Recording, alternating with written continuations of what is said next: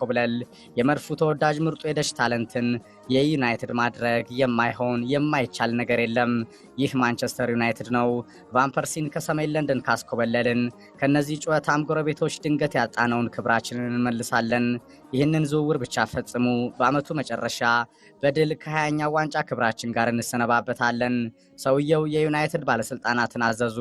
የቆፍጣናው አለቃ ቀጭን ትዕዛዝን ግሌዘሮች በብርሃን ፍጥነት ፈጸሙ።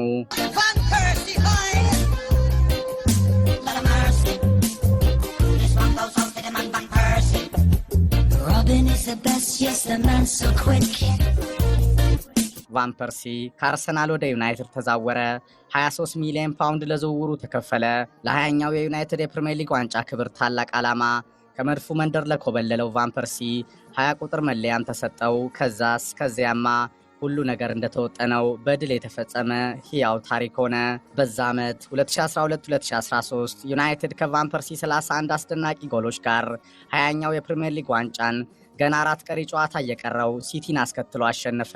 ሰር አሌክስ ፈርጉሰንም ቃላቸውን ጠብቀው 13ኛው የሊጉን ዋንጫቸውን በዩናይትድ ወርቃማ የስልጠና ዘመናቸው አስከትለው በታላቅ ስነ ስርዓት በክብር ቲያትሩን ከፈጸሙበት ከቲያትር ኦፍ ድሪምስ ኦልድ ትራፎርድ ተሸኙ። ዩናይትድም ከውጤት አባቱ ጡረታ ማግስት እንደቆመ የቀረ ዝነኛ ሆኖ ዓመታት ተቆጠሩ።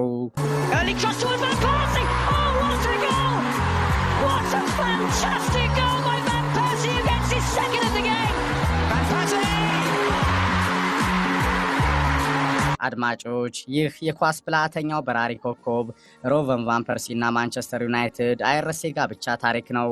ሰር አሌክስ ፈርጉሰን ደወለልኝ። ታላቅ አሰልጣኝ ነው። እንዴት ነህ ቫን ፐርሲ?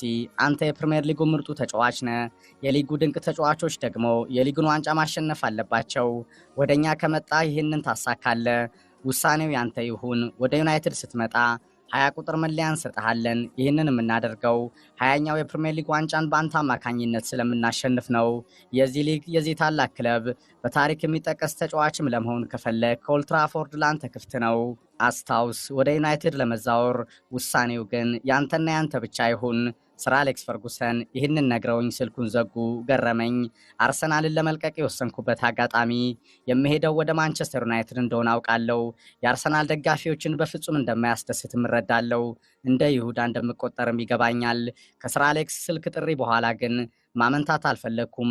8 ዓመት በሰሜን ለንደን ከአርሰናል ጋር የማይረሳ ጊዜ ባሳልፍም የፕሪሚየር ሊጉን ዋንጫ ማሸነፍ፣ ወደ ሀገሪቱ ታላቅ አሸናፊ ገናና ክለብ መዛወር፣ ከታላቁ አሰልጣኝ ጋር በኳስ ሕይወቴ አጋጣሚ አብሮ የመስራት እድሉን ማባከን ሞኝነት መሰለኝ። ወሰንኩም። በአርሰናል በጊዜው ከነበረው